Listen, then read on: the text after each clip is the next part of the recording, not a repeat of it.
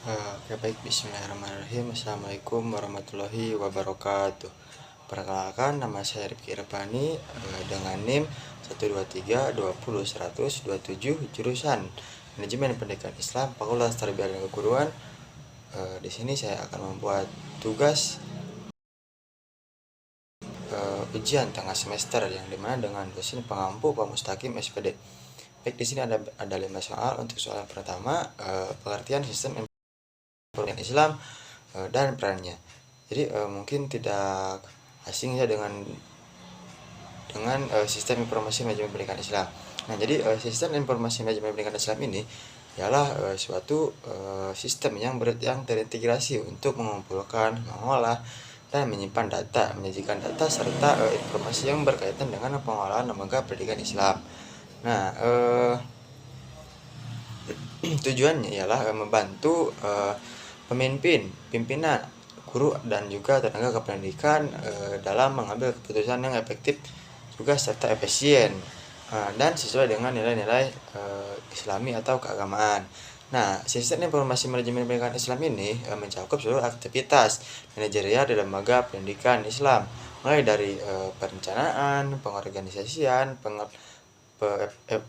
evaluasi hingga pelaporan dengan memanfaatkan teknologi informasi dan prinsip keislaman. Itu mungkin dari jawaban yang pertama. Untuk soal yang kedua, yaitu peran sistem informasi manajemen pendidikan Islam dalam meningkatkan efektivitas pengelolaan lembaga pendidikan Islam.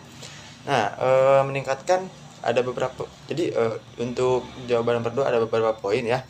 Untuk poin yang pertama yaitu meningkatkan efisiensi administrasi. Proses pencatatan, pengarsipan, dan pelaporan menjadi lebih cepat dan akurat ketika dalam meningkatkan efisiensi administrasi ini. Terus yang poin yang kedua yaitu mendukung pengambilan keputusan, di mana data yang tersusun rapi membantu pimpinan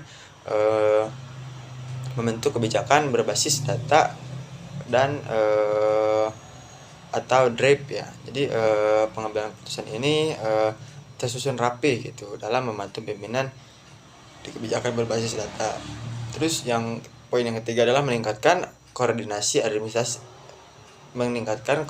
antar bagian. Nah, di mana informasi dapat diakses lintas divisi seperti akademik, keuangan, dan kesiswaan secara terikat atau juga secara terintegrasi. Terus poin yang keempat yaitu meningkatkan koordinasi antar bagian. Mohon maaf. Untuk poin yang keempat yaitu meningkatkan transparansi dan akuntabilitas. Nah, semua aktivitas tercatat dan terdokumentasi dengan jelas. Jadi transparansi itu dan harus jelas dalam bentuknya dokumentasi. Terus yang terakhir ada memperkuat nilai-nilai keislaman. Nah, ini mana sistem ini dapat dikembangkan dengan pertimbangan prinsip tujuan, yaitu kejujuran, amanah, dan rasa tanggung jawab. Itu untuk soal yang ketiga yaitu komponen utama sistem informasi manajemen pendidikan Islam antar komponen. Nah, komponen utama dalam sistem informasi manajemen pendidikan Islam ini meliputi yang pertama itu ada input atau masukan. Nah, berupa data mentah yang dikumpulkan dengan berbagai sumber, data siswa, data guru, sarana prasarana, keuangan, juga kurikulum. Nah, seperti contoh biodata siswa, nilai ujian raport, dan juga laporan absensi. Terus yang poin yang kedua yaitu proses kegiatan mengolah data mentah menjadi informasi yang berguna menggunakan software atau aplikasi lainnya. Seperti contoh yaitu perhitungan nilai rata-rata siswa, keuangan, analisis kehadiran siswa, atau juga bisa disebut kehadiran. Untuk poin yang ketiga yaitu output, keluar. Jadi hasil pengolahan atau informasi yang siap digunakan dalam pengambilan keputusan.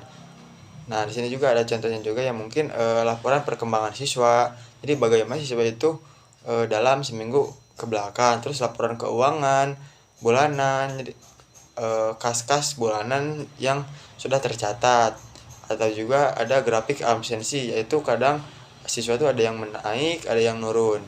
Terus ada strong, penyimpanan, tempat penyimpanan data yang aman baik dalam bentuk database ataupun juga cloud. Nah, seperti server madrasah, Google Drive, sistem database internal.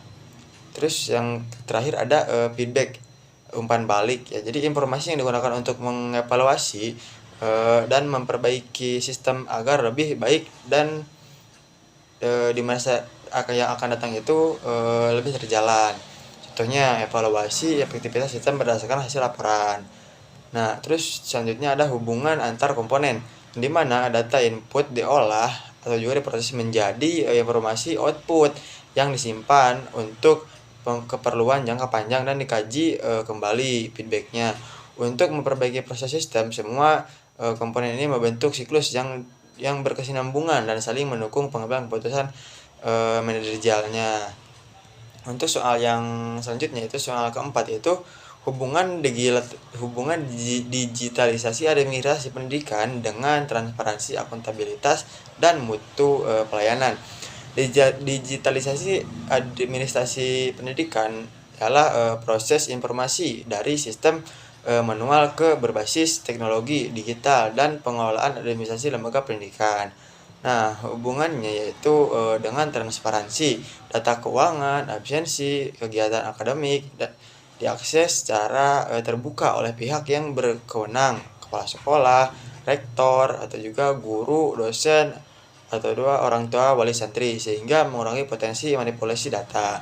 Terus yang kedua ada akuntabilitas. Semua proses administrasi ditekan secara otomatis dalam sistem ini, sehingga memudahkan audit dan pelacakan tanggung jawab setiap pihak. Kemudian ada mutu pelayanan, yang dimana mutu pelayanan ini digitalisasi mempercepat pelayanan administrasi, mengurangi kesalahan input data, meningkatkan kepuasan strong holder,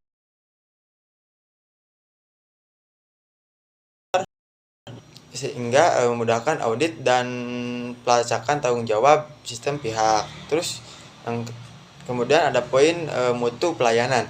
Digitalisasi mempercepat pelayanan administrasi keuangan, kesalahan input data, dan meningkatkan kepuasan stakeholder seperti siswa, guru, dan murid. Terus dengan demikian juga digitalisasi menjadi bagian penting dari tata kelola lembaga pendidikan Islam yang modern dengan sesuai dengan prinsip good governance. Terus soal yang terakhir yaitu soal yang kelima, langkah-langkah perkembangan dan implementasi sistem informasi manajemen di madrasah. Agar pengembangan sistem informasi manajemen pendidikan Islam ini di madrasah sanawiyah berjalan dengan efektif dan juga efisien, analisis kebutuhan, terus perencanaan sistem, perancangan sistem, terus pengembangan dan uji coba, terus implementasi serta pelatihan penggunaan user. Nah, terus yang terakhir ada evaluasi dan pemeliharaan education. Nah, jadi setelah yang tadi saya sebutkan dari poin yang pertama, lalu yang terakhir itu ada evaluasi, yang dimana evaluasi ini bertahap dengan sesuai sistem kinerjanya, perbaikan seperti nge-lag atau error, bug, dan juga dapat dikembangkan dengan fitur sesuai kebutuhan yang akan datang atau yang baru. Mungkin cukup sekian dari saya. Mohon maaf bila banyak kesalahan. Hasbunallahu wa ni'mal wakil. Wassalamualaikum warahmatullahi wabarakatuh.